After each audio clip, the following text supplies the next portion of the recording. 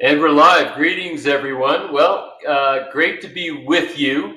I have to tell you, this has been quite an extraordinary experience in that um, the amount of engagement we got for this webcast has been pretty remarkable. We have over 300 questions that got submitted, and I'm going to just have to apologize up front.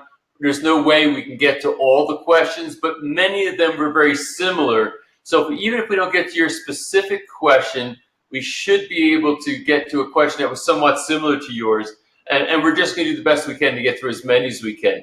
I just want to take a couple of minutes to do a little housekeeping here. As far as just the background, we started on this project about a year or maybe more ago. It took us to a lot of locations. We had filmed, I think, somewhere around 115, 120 interviews for the Pain Revealed series. And I think we inundated you because every episode was packed with not only expert content, we had bonus content, everything else. And there's a lot of stuff that we just couldn't even get into the full series that we aired during the free viewing period because we just had that much content. So many points of view out there, so many different people with wonderful strategies. And we talked to academicians, we spoke to clinicians and experts, and we also spoke to patients. And hopefully somewhere along the line, if you're one of those people that's just searching for solutions, you got something out of the series that was helpful to you. And everything ranged from breathing techniques, which are free, to cell therapies, which could be very expensive, and everything in between. So overall, I first of all appreciate and acknowledge the great feedback we got. So thank you for that.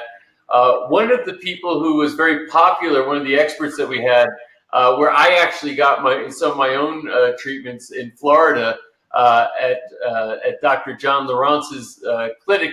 So many people really loved his interview, loved his wisdom, the things that he discussed.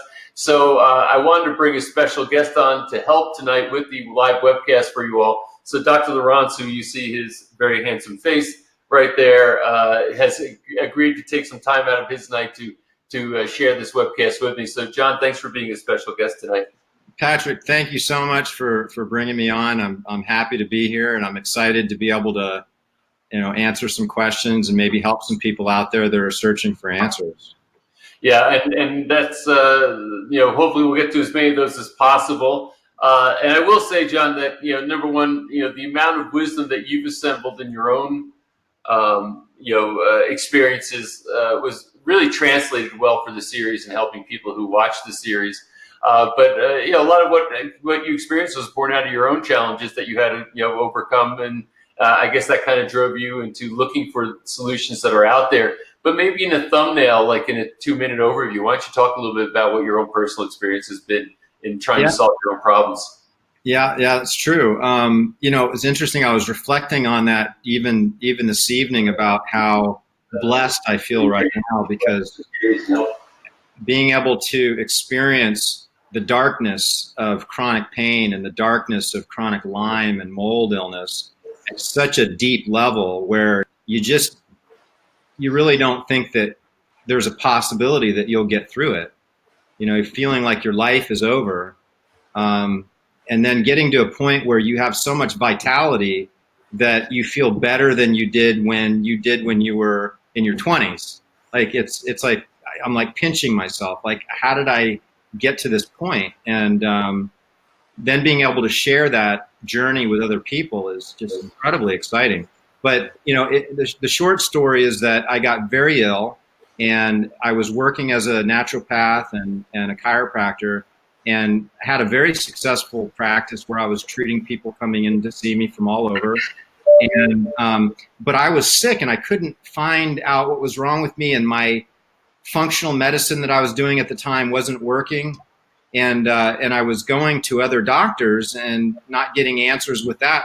So I finally tested myself for Lyme, and finally got the diagnosis after about 8 years of chronic pain and struggling.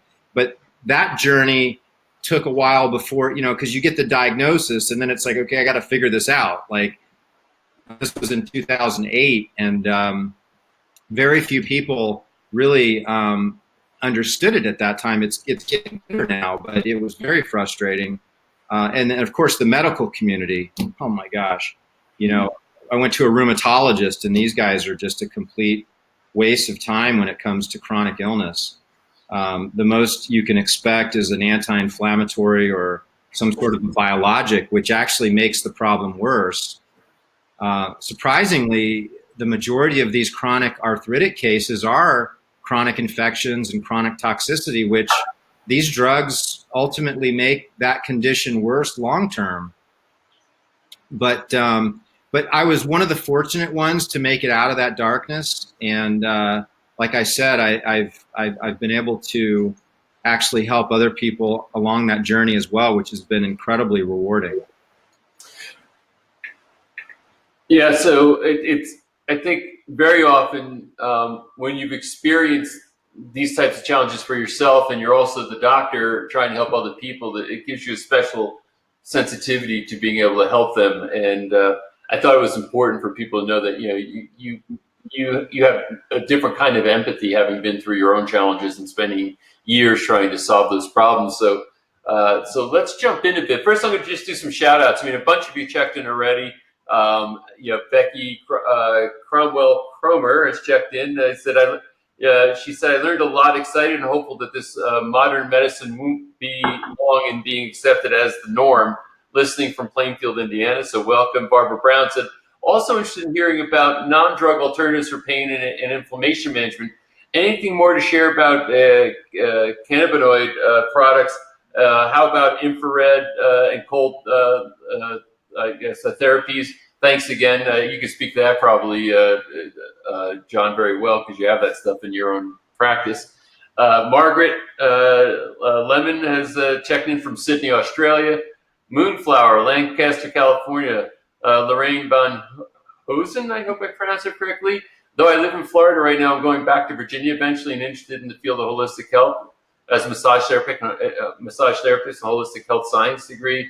Essential oils, coaches, and clinics in the States, blah, blah, blah. Okay, so she's got a lot of interest. I see here the states of Florida, Utah, and Virginia. I'm not sure what the question is there, but I'll try to get back to that. Angela Diaz, Ruth McCauley, Pippi Wilson, Rose Hamilton, Dar Reid, Ellen Schwartz. All of you, many, many more are checking in from varying countries. So I just want to welcome you all. Thank you for checking in, and let's jump into some of these questions if we can. I have to tell you, folks, I was ready to kind of talk about some subjects and so on, but there's so many questions. I think that's the best way we can serve you tonight. So we're going to just jump into the Q&A. So let's start with that, John. So Barbara Brown asked, and incidentally, I just want to say this is the one thing that's very critical. The conventional or traditional medical pain management system is really failing in many respects, especially when it comes to chronic disease management. And the drugs that they give are extraordinarily toxic, and you just start substituting one problem for another. So many of you are looking for those non-pharmacological solutions to challenges that you are facing or people that you care about are facing. And that's a lot of what we're going to be talking about through this live webcast. So we are, incidentally, this is not a recording unless you're watching the recording later.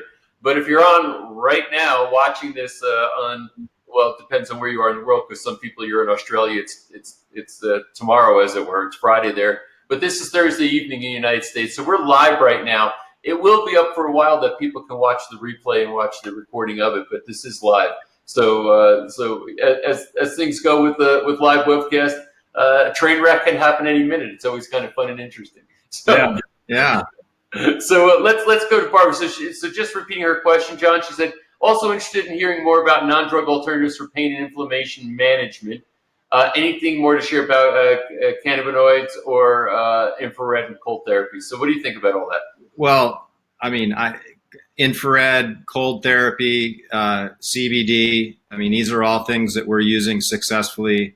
And, there's so much research that's showing how CBD, and not just CBD, but the terpene profile in the hemp plant is what's really showing to have what they actually call that the entourage effect, where the variety of these different terpenes having certain influences on your chemistry and the inflammation in your body and pain.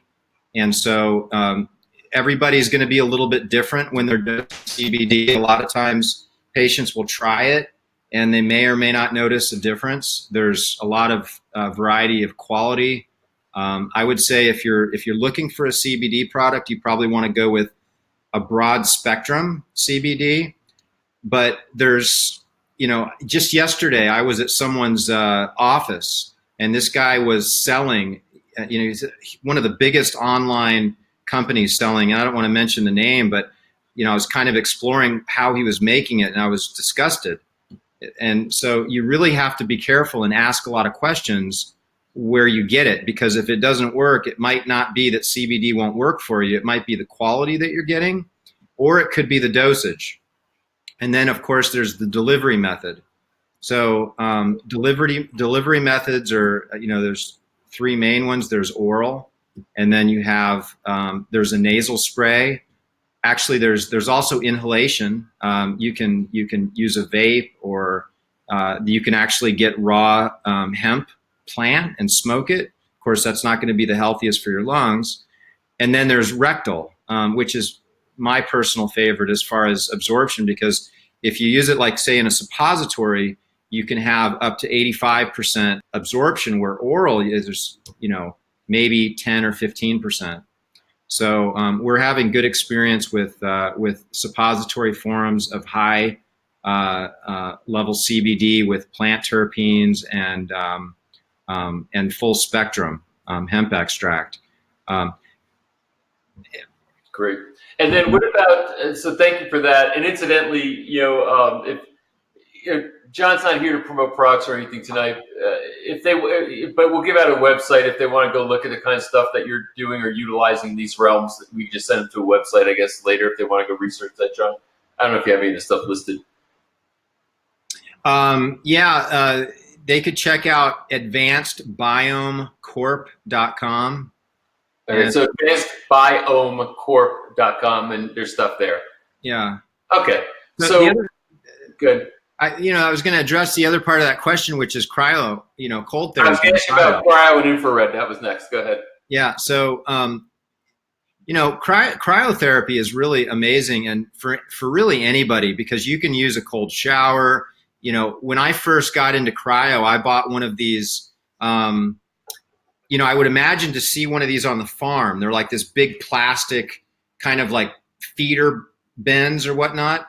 And so I ordered this big plastic deal. It was like $100 or something online. And I filled it with ice water, and I would jump into it and stay in there as long as I could, and then I would get out and, I had a jacuzzi. Maybe you don't have a jacuzzi. You could use a hot shower, and you can kind of go back and forth. But one of the reasons that cold therapy works so good for pain and a variety of different conditions is because if you give yourself brief exposures to cold, your body thinks it needs to actually build these reservoirs of energy to be able to create heat to buffer longer periods of cold.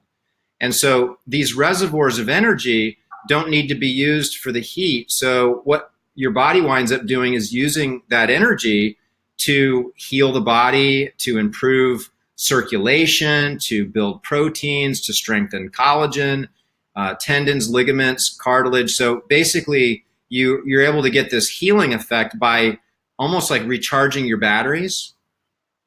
So that's kind of how that works. And you can find cryo chambers that use nitrogen gas.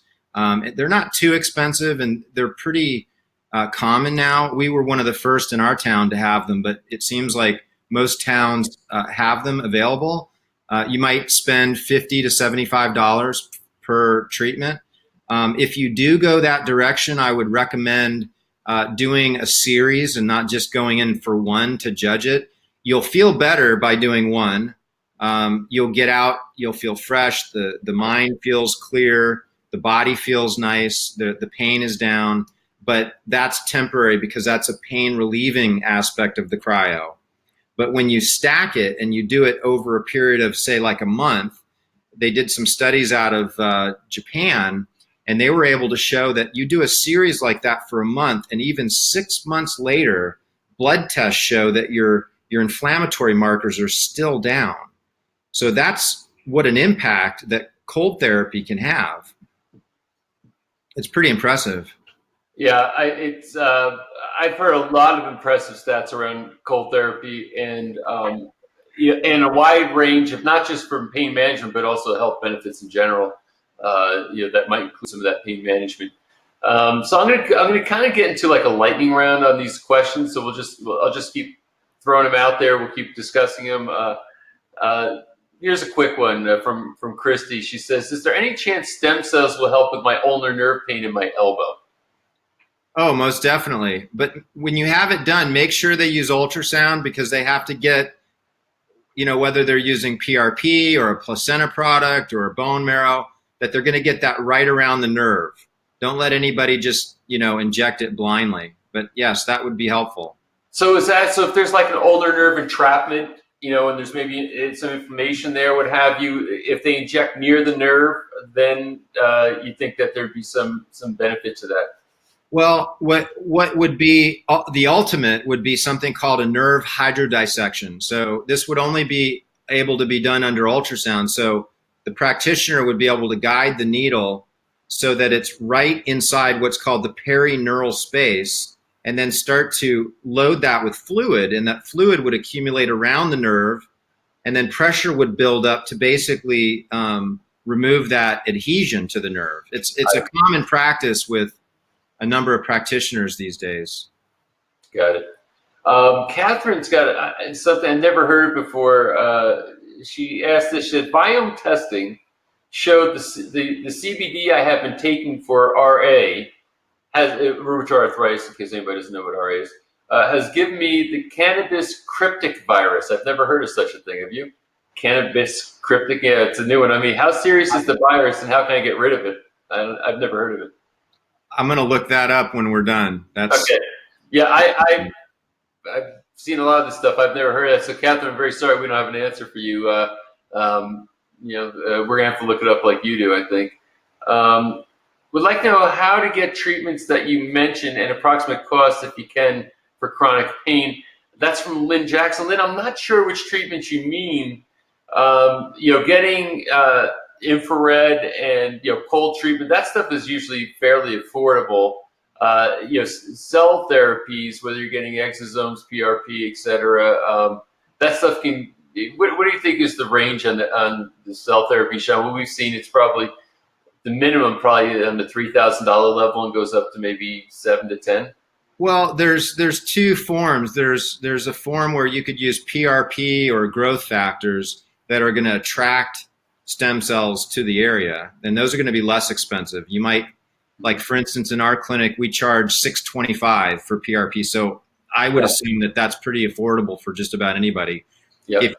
If you go underneath that, there's also like prolozone, which is using ozone gas that's injected, or prolotherapy with dextrose. And these treatments can be $200 to $300 to $400, and the effect is still stem cell. It's just you're looking for the body to pull those stem cells in, and there's a certain limit to what that can heal. Mm-hmm. Got it. And so I guess and this is where I think things get confusing, because when people say stem cell therapy, that doesn't necessarily mean that you're getting stem cells injected, but it's the act of wanting to engage stem cells into the healing process, and by varying methods. Yeah, I think that's a good distinction. So I got to reorganize my screen here, just the way that these questions are set up on a spreadsheet here. So they don't. Okay, here we go. All right, so I'm going to just try to get to as many of these as I can, folks. Susan Nickirk said, "Do you know a doctor who has dealt with pelvic pain, vulvodynia, and PGAD? I don't know if there's pain from Lyme disease. Also, I have injuries from being a professional dancer in my spine. I have been dealing with this pain for 30 years. Do you have any advice for me?" Well, I would consider looking at systemic causes with this particular case, and there seems to be a lot of stagnation and lack of flow around the pelvis and lower back.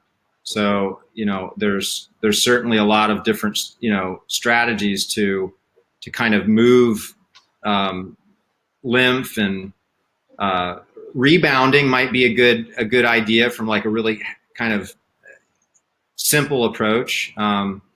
As far as, diagnosis, that might be an MRI or something like that might be a good way to go. But you've got some complicated things going on there that you should get checked out by someone that, is a professional, and take a close look at that.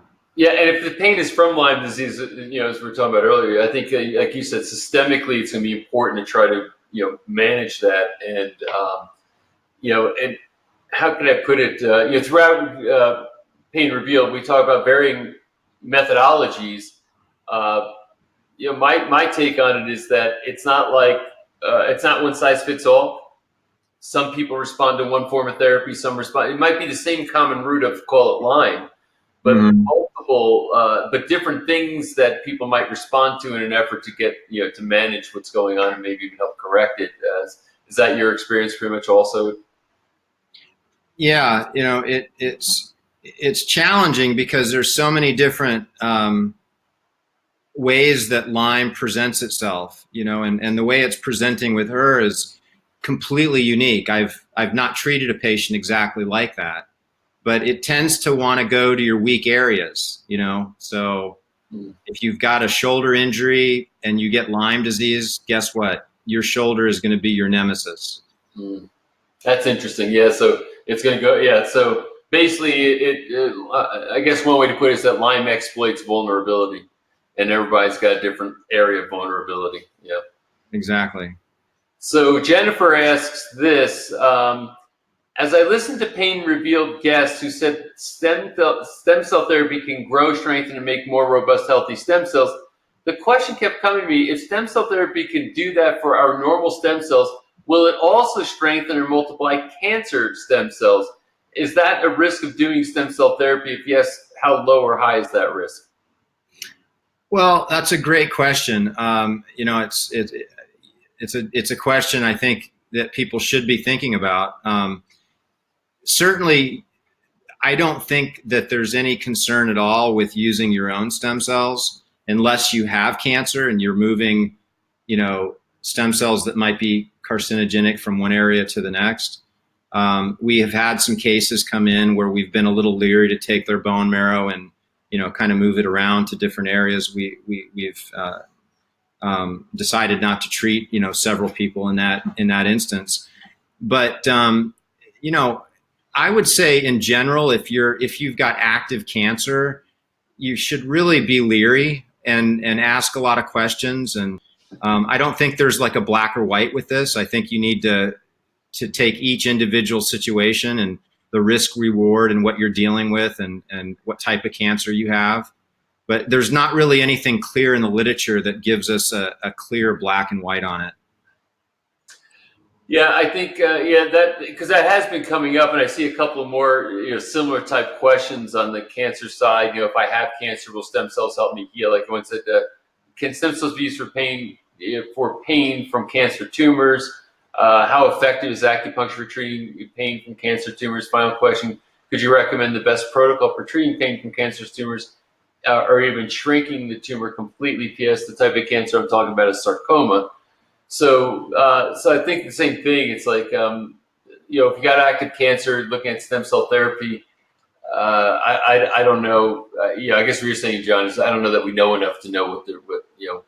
Well, I would chime in on ozone. This we didn't really get into ozone with Pain Revealed, which is unfortunate. But ozone is O3, three molecules of oxygen that are fused together. It's temporary. But ozone's incredibly healing to the body. It can be injected into joints, into tissues, and it can be run intravenously. It's a fairly common procedure that's done within alternative cancer clinics. And if you find the right practitioner, we don't do this at our clinic. So, but there are, like Frank Schallenberger is one of the foremost, I think, leaders using ozone, especially with cancer. And he's in Reno, Nevada. But they can inject ozone around these structures. But I wouldn't go to stem cells with something like that for the pain. I would maybe look at something like ozone. Uh, and also, just a quick comment on acupuncture. I mean, certainly acupuncture wouldn't have any adverse effect on tumors, and I think it could be helpful as far as pain management. Would you agree with that? Absolutely, Yeah. absolutely. Yeah. And say the name of the person that you said is treating or incorporating ozone therapy for cancer patients. Frank Schallenberger, Schallenberg, and he's in Reno, Nevada. You said. Reno, Nevada. Okay, Yeah. and I know that there's many others that also incorporate ozone. So that's some good advice in that realm. Okay, for those with severe chronic pain, and this is from Kimberly. For those with severe chronic pain and no to very little. Okay, so I think it's a little bit mistyped, but and have very little extra money. What inexpensive changes can we make that will help lessen the pain or help with our ability to cope with the pain? Acupuncture hasn't worked for me, and I can't afford stem cell therapy. So, there's other options, but go ahead. Oh well, for sure. So, one of the great things if you sign up for the series, what I understand is you're going to get Dr. Dan Pompa's book, which is packed full of amazing, material. And one of the tricks he'll discuss and teach you in there is fasting. And fasting can actually stimulate an incredible healing response in the body. When you stop eating, your body actually goes into like a self-cleaning mechanism. And if you do it for 3, 4, or 5 days, you'll start to dip into this huge stem cell production phase. And then when you start eating, your body, they call that refeeding, the body actually starts to produce all kinds of new blood cells, immune cells. Your body basically goes into this very robust regenerative phase.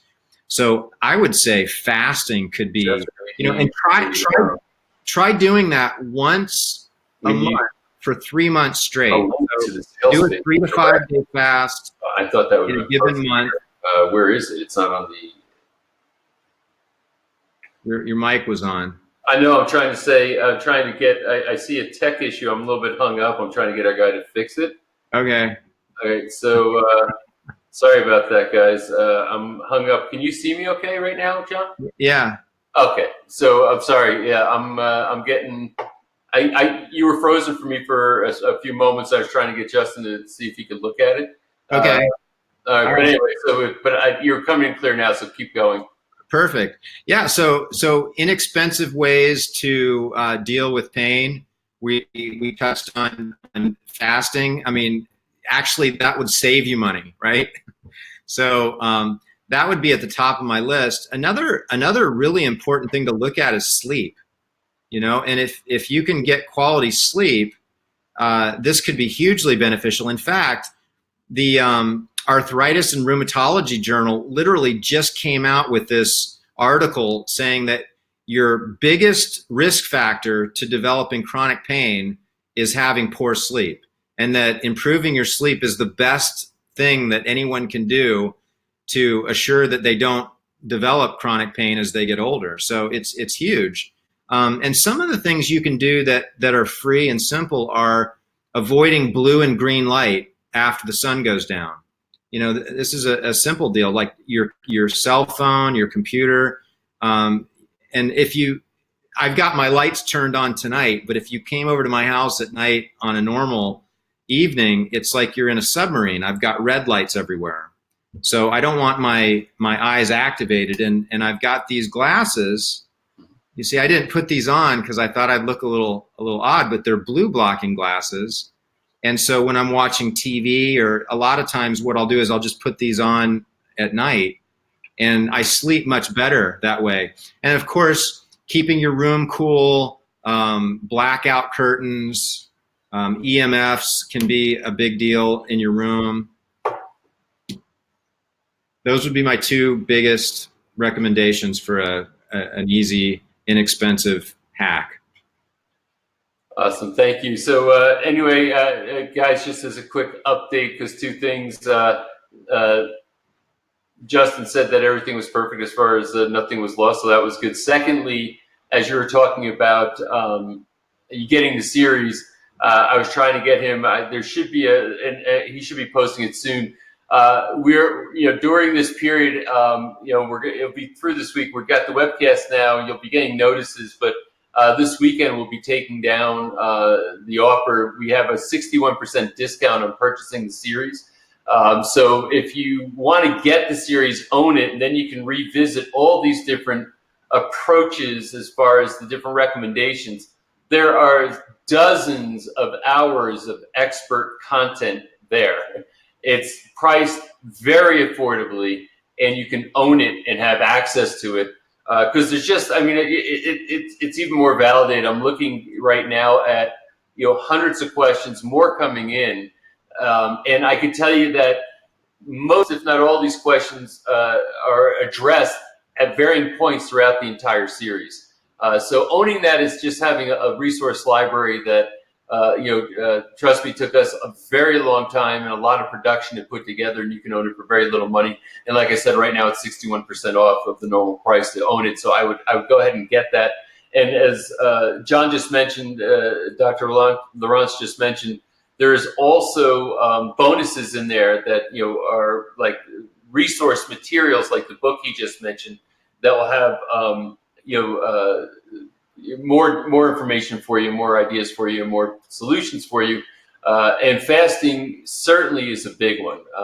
There's I have seen I've done a 5-day water fast myself. I have with the people I know, like Dr. Pompa, have watched people do these fasts and seen their body do near miraculous things. The fasts have to be done properly, obviously, but when you go through and do these fasts, your body kind of reboots. It stimulates stem cell production. It creates autophagy, all the things that you mentioned that can really heal a lot of people, especially when they have chronic pain and chronic inflammation. It can help them a lot. And we have, in the series, we have bonus materials that can help you get that stuff. So I'm going to ask Justin to post it on the Facebook page, maybe pin a comment at the top or something, so that you guys can get that. We weren't here really to just promote that stuff, but I'm realizing that some of you maybe haven't gotten it. I assume most people coming here tonight already bought the series, but if you didn't buy the series, I'd like to give you that option while you still can right now. All right. Offer. Yeah, the one of the things I say in my clinic with fasting, because inflammation in the body is really a big trigger for pain. So one of the common causes of inflammation is a poor gut. And when your gut isn't functioning properly, you start reacting to all kinds of foods, and this cascade of inflammation and food allergies and autoimmunity are really common in there. But one of the sayings that I like to use is you can't fix a street if there's traffic on it. So when you're fasting, you're giving your gut a break, and we were meant to actually have periods where we're not eating. I mean, it's just in the last 100 years that it's like food is so available. It wasn't like that for most of our evolution. I love that you can't fix the street while there's traffic on it. That's about perfect. All right, let's go to some more questions here. And I know you might have to, and again, I'm trying to, let's see, guys, just trying to be sure. Okay, there it is. So it's painrevealed.com/own. The link is there for you right now. If anybody is interested in getting and owning the series, that's the way to do it. It's at the top of the comment thread. You may have to refresh your page that you're looking at us on right now to be able to access it. So it's there for you if you're looking for it. Okay, so here's Bill Kohler. Just a couple of questions. Number one. Is the use of the treatments you speak of in the webinar used to treat scoliosis? That's the first question. Is there a list of providers available that provides the treatments and the cost? So I'll let you go first, John, then I can talk about it after you. Well, I'm a big fan of chiropractic for scoliosis, and particularly cranial work. This is kind of my emphasis in my chiropractic side of my practice. I have a tendency to use a very specific form of cranial work, which are fairly familiar with, and was featured on the documentary, the endonasal. I've been utilizing that type of work for almost 20 years, and Dr. Bueller did a great job on the doc. If you haven't seen that, it's really amazing footage, and what a wealth of knowledge that doctor is. Unbelievable. But that type of work, that high level of chiropractic work where they're working on the upper cervical and the cranium and how the muscles are all relating to gravity.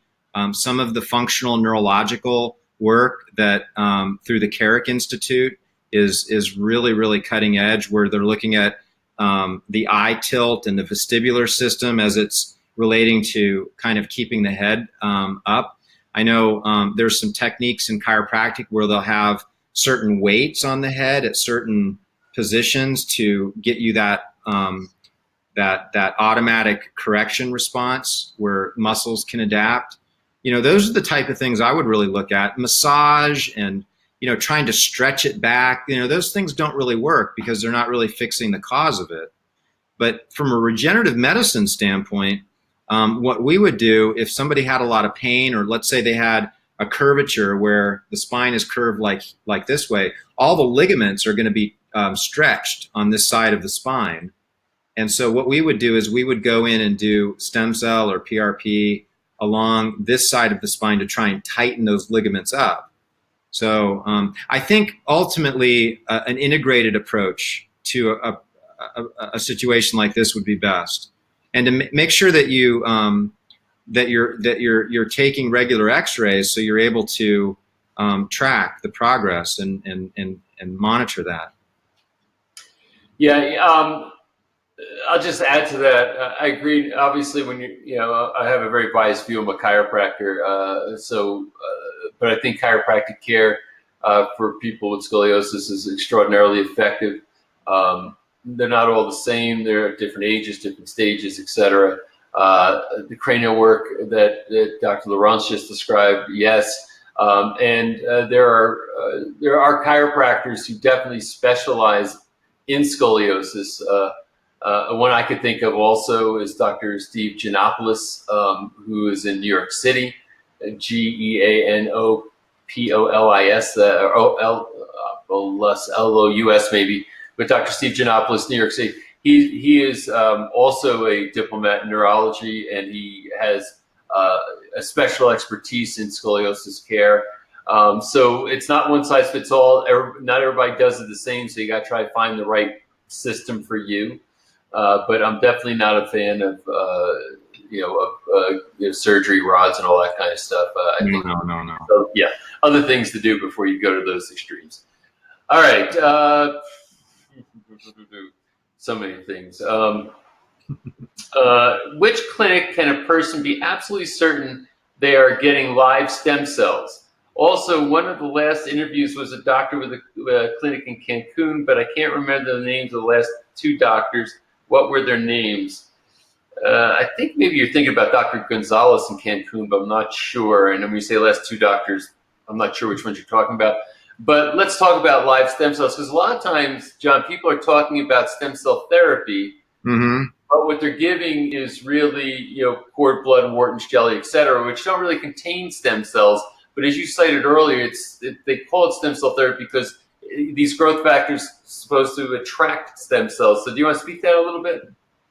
Yeah, that's exactly what most of those products are, is they're growth factors. And it's not saying that this isn't a great therapy, and it does work, but it shouldn't be sold as a stem cell.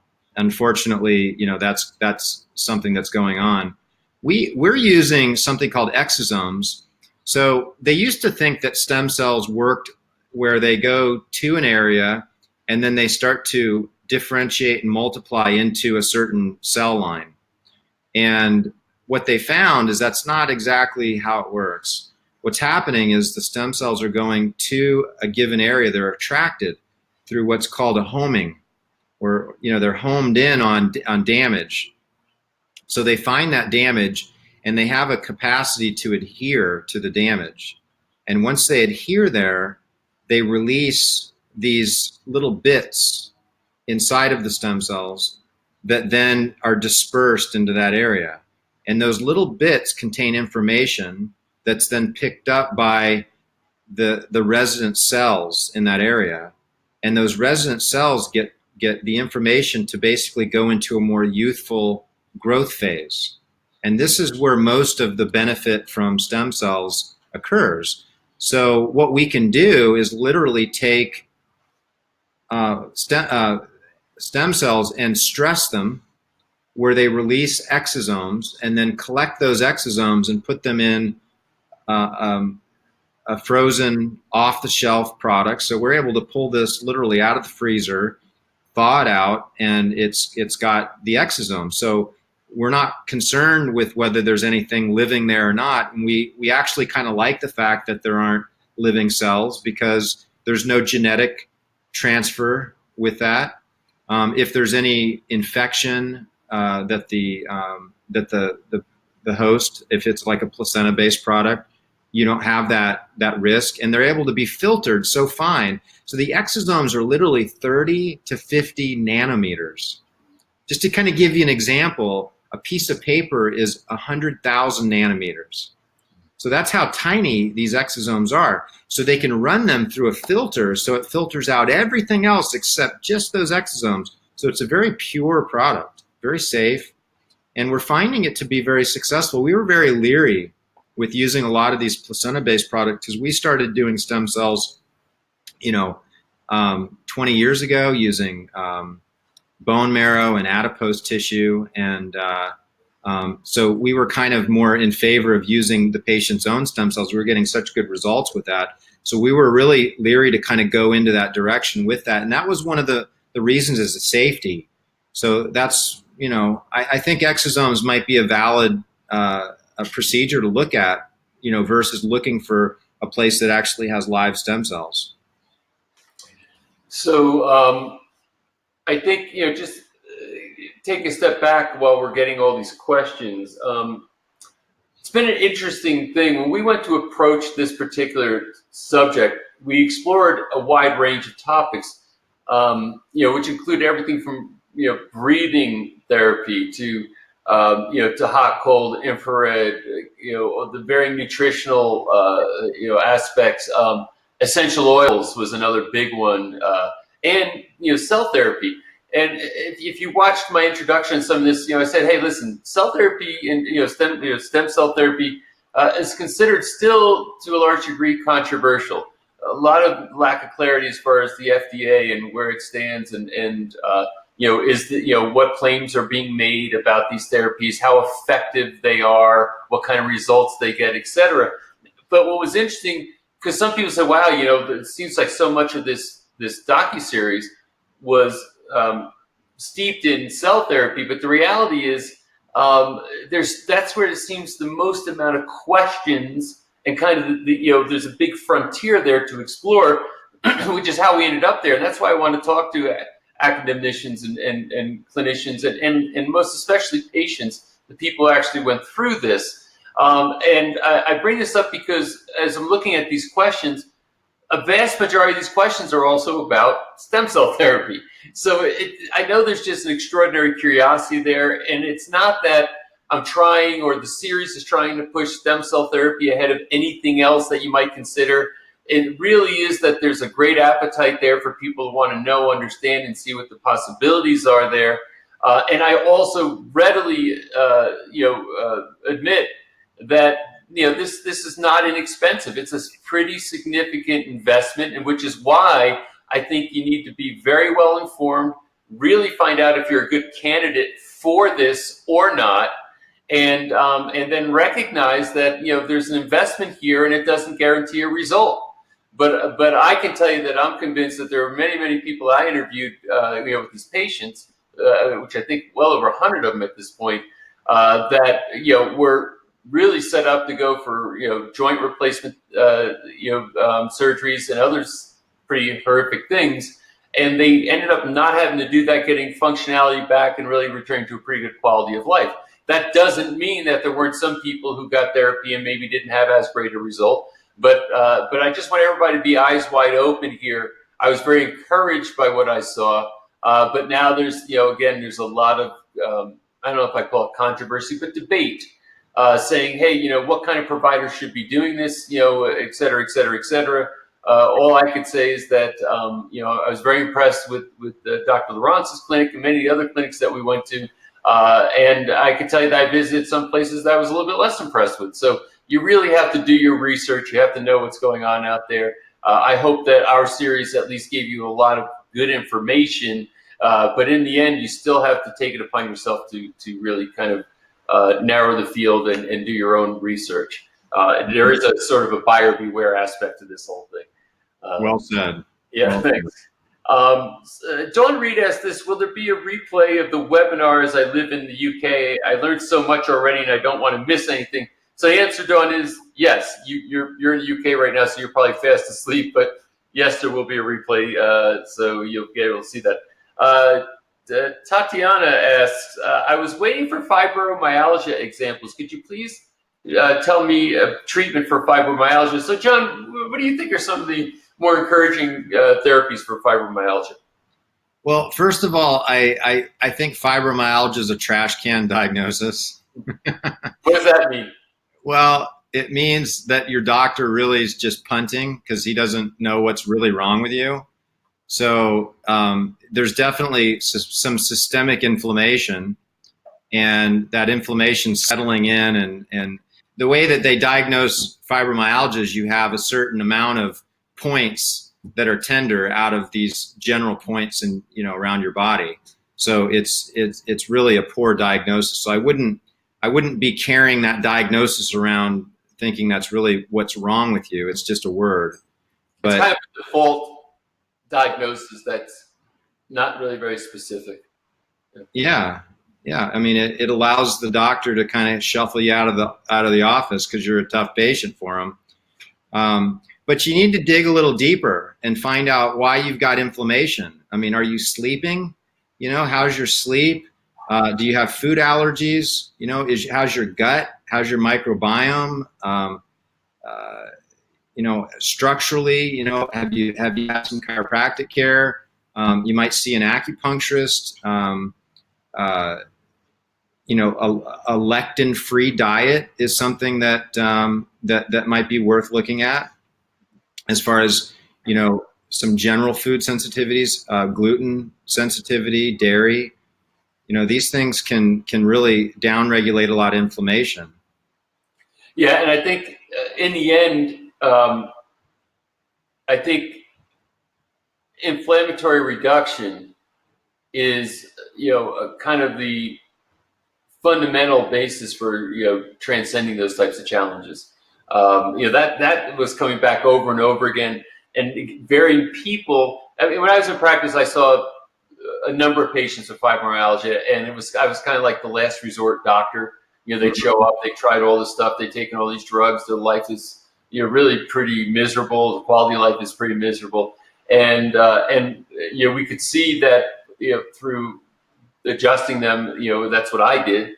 And lifestyle changes can make a fairly big difference, and you can do it pretty quickly.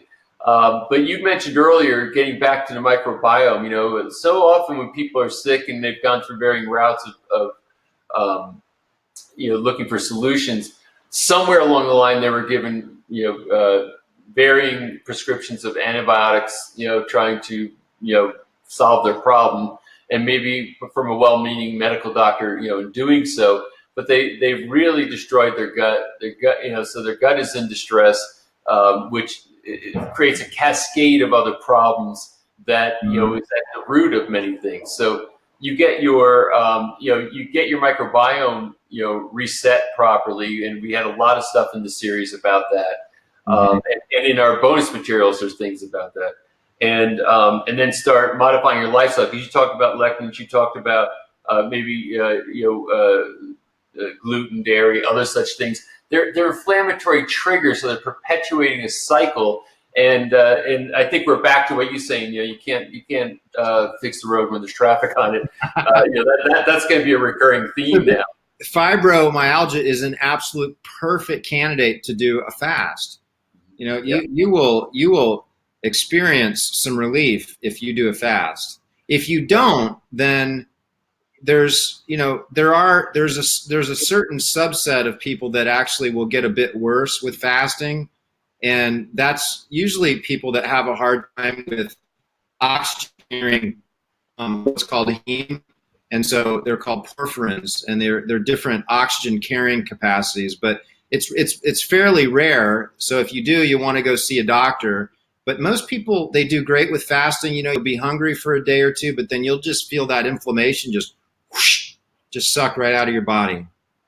Yeah, it's amazing how that works, and you got to hang in with it. Like you can't fast for a day and think, it's not working. It really comes in those, like probably day 3, 4, 5 is when you really start to get those benefits. And in answer to the critics saying, well, geez, these therapies are so expensive, not only is fasting free, but it saves you money because you're not buying any food. Yeah, So, and time. yeah. So yeah, time and money. So Yeah.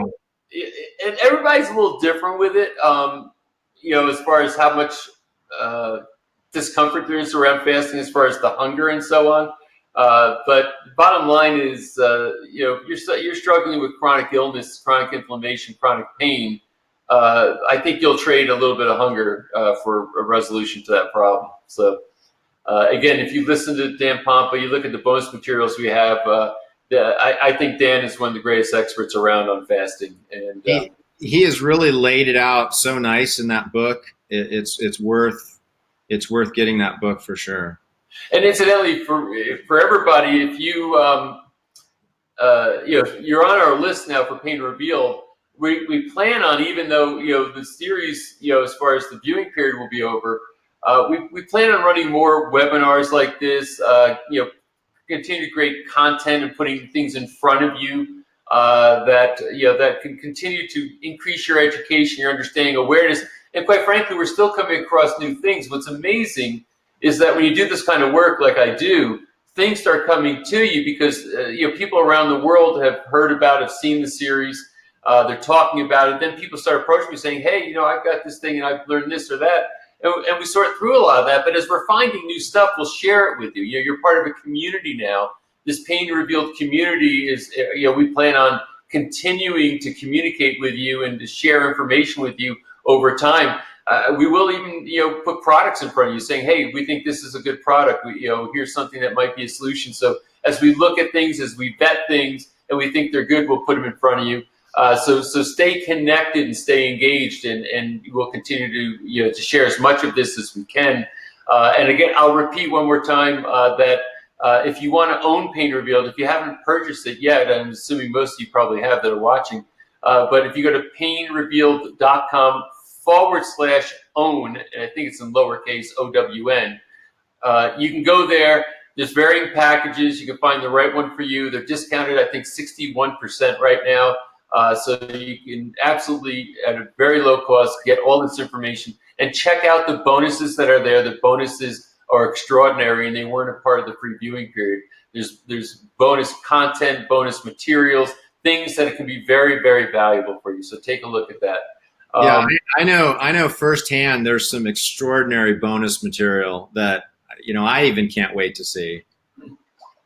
Extraordinary. Yeah, we stacked the deck on this one. A lot of good stuff there. Yeah. The bonuses are worth way in excess of what the basic cost. I don't want to sound like I'm doing a commercial here, but I'm encouraging you, if you're in need and this material is there, this content is there, we've made a huge investment to put it together.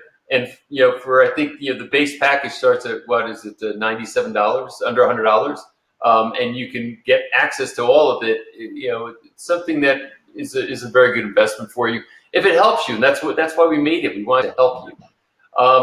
So this one's a little self-serving, but it's interesting because this comes from Glenda Bell, and this question was asked before we didn't announce. You're kind of like a unannounced special guest, surprise that we had you here tonight, John. But here's what she says: does the clinic in Sarasota, Dr. John, accept you just by calling and making an appointment, or is there specific protocol to get in?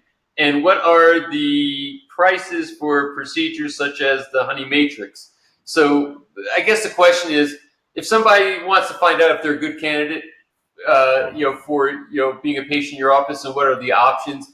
And I'm going to look right at the camera and say, please believe me, I had no idea this question was here. I'm just scrolling down the sheet. I didn't try to cherry pick this for Dr. John. I'm looking and I'm saying, oh, there's a question for him. So just know that this wasn't seeded, with some kind of a clever plan to promote Dr. John. But anyway, now that the question is there, how do you normally do that with new patients?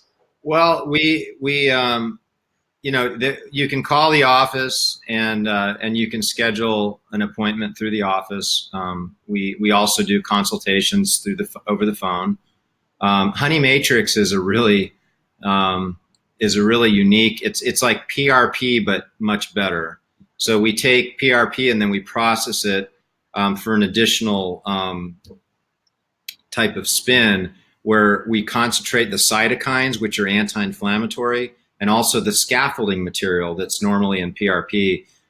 So Honey Matrix is usually something that we use with some of our procedures with stem cells or exosomes, and generally that's like a $300 or $400 addition to a procedure.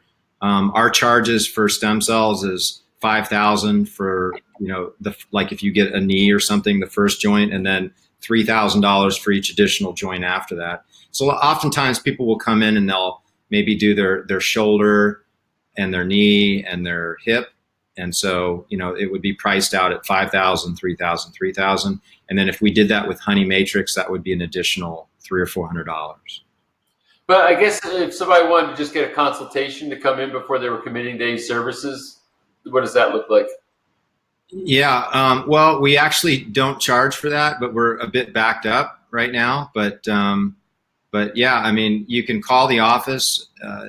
It's 941-330-8553, and either Candace or Sarah would be able to assist you. Thank you. All right, we don't have much more time, so I'm going to try to hit as many of these as I can. And incidentally, we'll, through customer service, try to get back to as many of these questions as we can, help out where we can, direct you where we can. Brenda Reed, I'd like to know what options for pain relief are covered by Medi-Cal. Many people cannot private pay for health services, and especially those who need it most. My daughter is one of the millions who is now addicted to pain meds because of a doctor she trusted and still trusts. Excuse me, she doesn't have the money for any type of treatment, even rehab, and can't find a way to stop paying her doctor for repeated prescriptions. So I would just start out by saying, sorry, something stuck in my throat. I would just start out by saying, Brenda, number one, very sympathetic, having members, like cousins and other relatives that have been,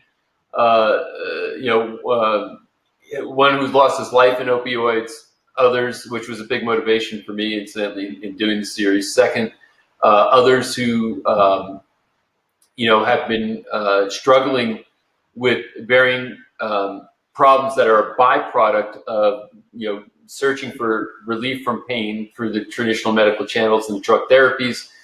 And you're right, there's unfortunately, there's some very effective therapies which on a relative basis are much cheaper than what the conventional medical protocols are, and insurance won't cover them. So people get stuck. I would look through the series and see what some of those options are. It's amazing things, even the inexpensive things like essential oils. A lot of the other things that we've already discussed here, I think can have a potentially massive impact. John, I don't know if you have anything else you want to add to that. Oh, absolutely. Yeah, there's so many simple, inexpensive things that can be done for pain. But we talked about a few during this session here. Maximizing your sleep, drinking more water, fasting, moving. Just get out and start moving. We talked about rebounding. They have these little rebounding trampolines. You can start rebounding to move the body fluids. But yeah, there's no reason that you should just settle in and accept a life of chronic pain. That the question about Medicare, there's not a lot available that makes a lot of sense to me anyway, through the the traditional pathways. And so unfortunately, what you're kind of stuck with is surgery and pharmaceuticals. And so if you have an emergency and you need like open heart surgery, or you have something that you have a massive injury, you need to go to the hospital, modern medicine's phenomenal for, but not so much with the chronic conditions. Don't you agree, Dr. Dintempo? 100%. There's a I've always said this. I think in acute situations, emergency situations, crisis situations, medicine is, especially in this country, it's startling how effective it can be. But once you get past, dodging the bullet, and you now are dealing with chronicity of problems, it sort of is not really getting the job done in those realms. So this is not a categoric condemnation of medicine. I just think everybody's got to play a role in the places that they play to their strengths, and crisis intervention and other things that medicine can do are extraordinarily impressive. But when you're dealing with people who have many of these chronic diseases, as we've been dealing with these questions, you could see that we have an opioid crisis in this country. We have people who are struggling, suffering. We have people who are becoming more toxic, trying to solve their problems, and they're not solving their problems. So this is why we created this whole series, to try to say that there's other ways to get this job done. And just because one doesn't work for you doesn't mean another one won't. Like somebody said earlier, acupuncture, hasn't really worked for me. But maybe it was the acupuncturist, maybe a different acupuncturist might work. Maybe acupuncture didn't work, but chiropractic would. If nothing else, what I'd hope to leave as a message for people is don't give up. I can tell you that I've known people personally that have struggled for 8 years, 10 years, 12 years. They never gave up and eventually found the solution. And this is, I guess sort of the overall context for Pain Revealed. What I said earlier when we opened up the webcast, there's so much content. I mean, why? Because there's so many possibilities out there. And that's why you can spend years and not exhaust all those possibilities. And quite frankly, your health and your life and your future is worth it, which is why you should keep going. And I know that with Pain Revealed, you've got so many different options that we covered, that it just becomes your roadmap to say, okay, let's look at this, let's look at this, let's look at this. What can you check off your list? And hopefully you learn something in each individual, from each individual expert that have their own points of view. Like I had a lot of people talk to me saying, I had no idea about essential oils. I mean, can you imagine we had that Harvard orthopedist saying they're becoming standard of care for pain management, if you could imagine, and dealing with infection and other things. The essential oils are not very expensive, and they're showing to be very, very effective. I had a lot of people talk about Stig, and the guy who was the world record in underwater breath hold, and how he used breath and the context for pain, and was able to manage it. I had people say, "Oh my God, I started trying some of that; it was working for me." So there's really a lot of things out there. Everything from, like you said, the varying forms of cell therapies, all the way down to breathing, hot, cold, infrared. It's all there. And it's overwhelming. I'll be the first to tell you, it can be overwhelming. But as the old adage goes, how do you eat the elephant? And the answer is, one bite at a time. So let's take a bite at a time here and see, where it can lead for you. I mean, listen, the whole point of this series and the whole point of the work that we're doing is to add value to your life, is to support you. Is to give you hope that there are solutions for you or for somebody that you care about, even if currently it seems hopeless. If nothing else, you have to understand, no matter what your challenge, there's things you haven't tried. a mentor of mine once said, "There's no such thing as an incurable disease, just incurable people," and which means it's your headspace. If you still have the intention, the desire, and the hope to overcome whatever your challenge is, then I believe you can get there. I don't know what your timeline will be, but I know you can get there. But giving up is the saddest thing. And with all the interviews, and you've seen the interviews with patients that I spoke to, who literally said they thought their life was over, and they're able to find a way through their problem and now have their life back.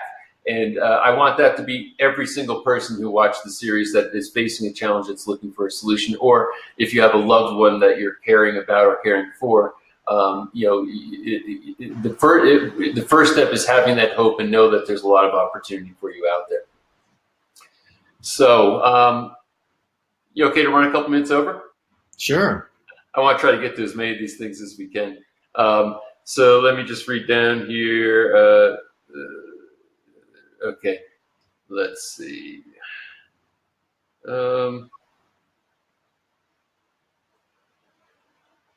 Yeah, that we kind of covered that one. Just looking for something that's a little different.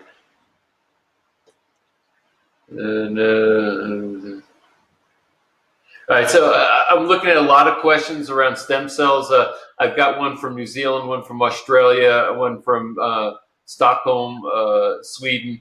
And incidentally, they're all kind of similar, saying, "Hey, do you know any clinics over here, that stem cell clinics over here, that might be fruitful for me?" John, unless you know something, to me, it's you gotta get referrals. You gotta look locally where you are. If you're in Australia, New Zealand, Sweden, wherever it might be, and check into what it might be there. I don't know off the top of my head say they have a resource. Say, here's a vetting entity that vets stem cell clinics worldwide that you can go to. John, I don't know if you have any kind of a better reason. I would just, the one thing I would chime in is I would say, don't be afraid to travel to the right place, because, it's worth it to go to someone that knows what they're doing, and you don't necessarily need to find somebody right in your town. Yeah. And I would echo that and say, what's important is finding the best center that you have, they can get the best possible result. Meaning, I would never go for the lowest bid. Meaning, this is the cheapest one, I'll go there, because I don't think it's all the same. And definitely, if it requires travel, but going to a place that might require some travel is better than just convenience. This is a big investment. You don't want to let convenience have you make the wrong investment. The thing is, and it's also one of those procedures that you can have done over a day. So you can fly in and have your procedure, and then you can fly home. Yep, true. And that happens quite often, I think. You probably have a good chunk of your people come from out of town, I'm guessing. Yeah, probably at least half. Yeah. And I think that's typical. Evelyn asked this question. I have severe cervicogenic headaches for the past 40 years from a severe car crash in which I was a passenger. Any information regarding doctors, practitioners in the Bay Area? I live in Oakland. I would be so appreciated. Want to go off taking pain meds. Well, Evelyn, I get it. I would say a couple of things. Number one, with that kind of stuff, chiropractic shines really, really well. So I would, and in the Bay Area, there are a ton of great chiropractors. See if you can find someone who could give you a good referral. Off the top of my head, I mean, Bay Area is kind of big, so I'm not sure if East, West Bay, what have you. Life College, Life University, or Life College West is in Hayward. It's not far from you. They put out a lot of great doctors, and then in the area. So I would hunt around, ask for a good referral. But I think you'll find a great chiropractor there. That if you haven't been to a chiropractor, you're getting bad headaches after a car crash. Very, very common that those are resolved, and they'll usually do so pretty quickly. So I wish you well with that. And if you don't have relief from the first chiropractor you see, maybe try 2 or 3, because that's usually a fairly easy fix. With I don't know about you, but my experience has been occiput adjustments tend to really relieve quite a bit, and it's an adjustment that I do quite a bit in my practice. I'm sure you have as well. But there are some chiropractors that don't get in there and do that type of adjustment. So try 2 or 3, and then you could basically say, hey, chiropractic may not work. Yeah, occiput is usually the first place I suspect in those circumstances. A lot of times you get guys who specialize in upper cervical correction, atlas correction. They'll get phenomenal results with chronic headaches. So you just got to find the right one. And I wish I could give you a name, but I can't off the top of my head. Last one I'm going to give us right here. Karen Tidwell asks, I live in Salt Lake City area, and what I really need to know are the names and contact information in Salt Lake City area where I can go and have a one-on-one conversation with someone who can tell me if stem cell exomes or acupuncture would help. Also, for the episode 1, I detect that any of those procedures would be expensive, but how expensive? So, Karen, in a sense, this is an easy one in your lucky day. One of the people featured in this series is Dr. Reagan Archibald, who's in Salt Lake. He's got 2 offices, one in Salt Lake and one in Park City. He is an acupuncturist, but also has a full suite of other practitioners where you can do cell therapy and other things there. Can get a full consult with him. So look up the East West Clinic, Dr. Reagan Archibald. He's a really, really skilled provider. So I would go look him up. Phenomenal acupuncturist and does a lot of training of other doctors. So and let me chime in. I've met Dr. Archibald. He's the real deal. He's an excellent physician. He knows his stuff, and he would be well suited for you. Yeah. So you couldn't have been from a better area to ask that question. So I'm glad we have an answer to that one. So, folks, we'll hopefully have more webcasts in the future for you. There's so many more questions here to get to, literally hundreds of them, and I just want to keep adding value where we can. So, be looking at your emails, read your emails, open them up, and we'll give you notifications when we're going to do more of these types of events where we can just do Q&A sessions. And in addition, like I said, painrevealed.com/own. You can go there. If you don't own it, go get it. Most of the questions you're asking are answered in the series. You just didn't happen to see those particular episodes. God, I just see lightning behind me. I was just going to say, you have lightning there. We got a lightning thunderstorm going on out there. Hear it?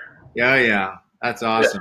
Yeah. I live up in the mountains, and when those come in, boy, they're pretty awesome. So anyway, John, thank you so much for being here and sharing your time. You're on East Coast, even later in the evening, but you're my hero. You really show up and always are trying to help people and. Yeah, I feel the same way. I have to tell you, I watched the series. Actually, I watched it twice, and it was very well done. Thank you. Just such a good job, and you guys have an incredible mission to educate people and to shine light where there's darkness. And I just want to say I'm happy to be part of this team, and very honored to be involved with such a high quality of group. Well, it's been our honor to have you. So thanks so much for showing up here and for being in the series and letting our film crew show up at your place and look at what you're doing. So thanks for that. And for everybody who tuned in, thank you for that. If you're watching on replay, whether you're here live or on replay, I hope that somehow this particular experience added more value. And I do know that many more of you submitted questions that we just didn't have the time to get to. But I'm ambitious to continue to answer your questions and help you guys however we can. So with that, we'll end the webcast now. Thank you, everybody, and have a great rest of your day. Take care. All right. Good night.